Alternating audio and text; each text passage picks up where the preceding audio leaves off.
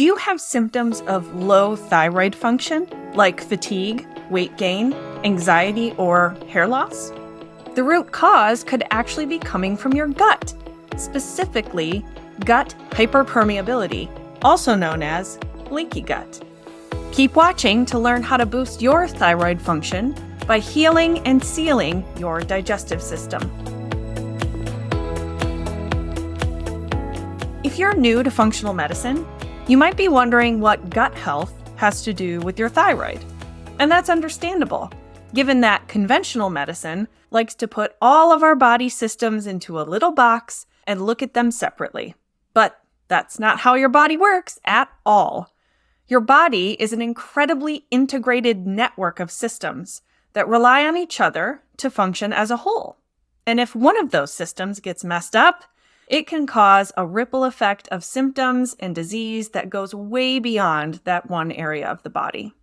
The gut, or digestive tract, is one of the most foundational systems we have, which is why cutting-edge research now connects gut problems to everything from depression to dementia to our topic for today, thyroid problems, specifically a type of low thyroid function called autoimmune hypothyroidism, or Hashimoto's disease. More on that in a second. So, how would you know if you have low thyroid function? Well, the list of symptoms that are caused by poor thyroid function is really, really long. But here are a few of the more common ones.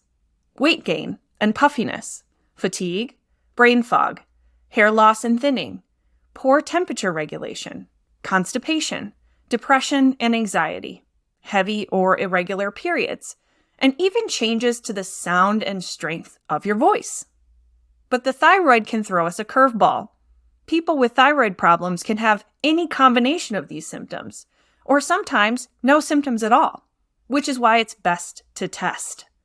The thing is, you can't rely on just any old thyroid blood test, especially in the case of autoimmune hypothyroid. You need a complete thyroid panel to know for sure. Unfortunately, your doctor probably isn't running this. So let's talk about what's included in this crucial complete thyroid testing panel. The standard screening for thyroid problems is a blood test that measures your level of thyroid stimulating hormone, or TSH.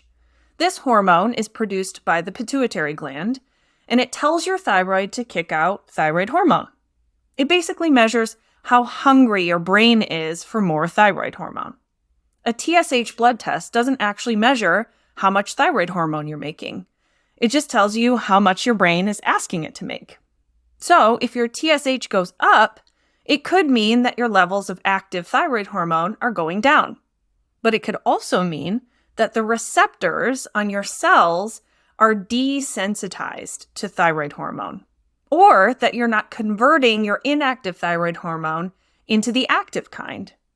And sometimes your TSH doesn't catch changes in thyroid activity until they're really far along, meaning that you can have a normal TSH but still have underlying thyroid issues, like the autoimmunity that is a hallmark of Hashimoto's disease.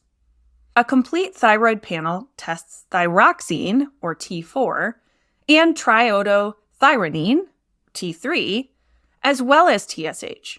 So you can check on things like actual thyroid hormone production and conversion.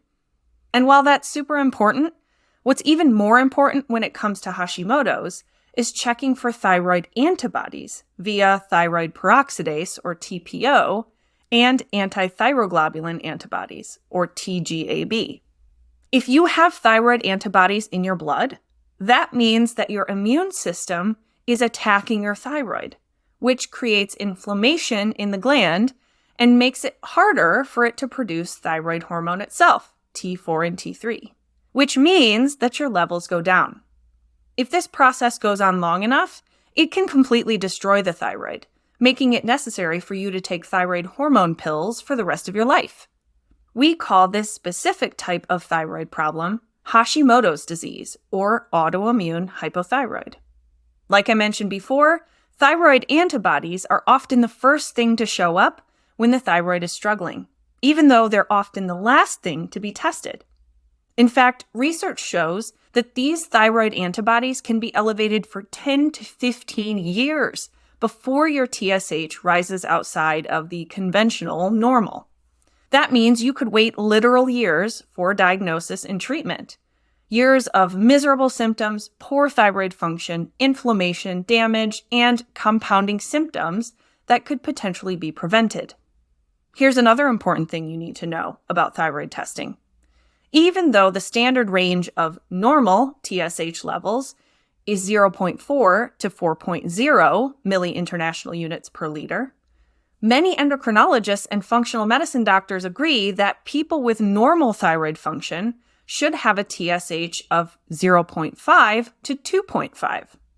Personally, if I see a TSH above a 2, you better believe I want to see a full panel. Same goes for thyroid antibody testing.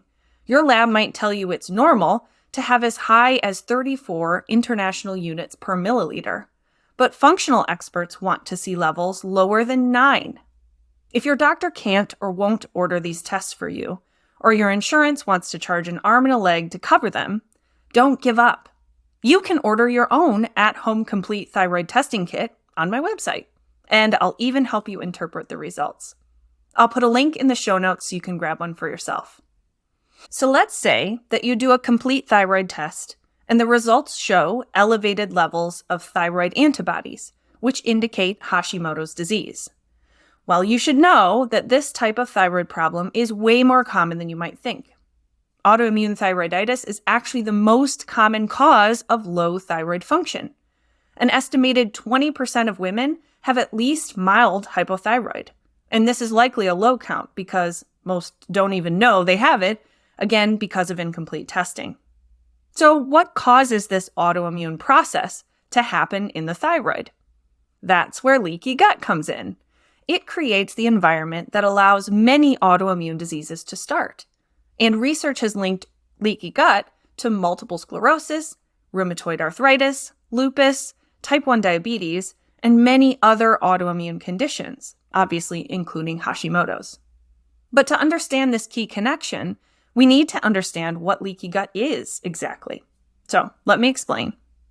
The cells that form the inside of your intestinal wall are all lined up, side to side, creating a barrier between the outside world of your digestive tract and the inside of your body, your bloodstream in this case. This gut barrier is super important for keeping the right things out and letting the right things in. But more often than we'd like, the connection between these cells is disrupted or broken, creating what you might think of as little leaks in that barrier, where stuff can get into the bloodstream that doesn't belong there. And guess what happens to stuff that doesn't belong in our bloodstream? That's right. The body sends the immune system over to take care of it. And that immune response often results in histamine release, along with other immune components called immunoglobulins, which then enter the bloodstream and start a search and destroy mission against whatever molecule managed to sneak through that wall. But the thing with leaky gut is that your immune system is confused.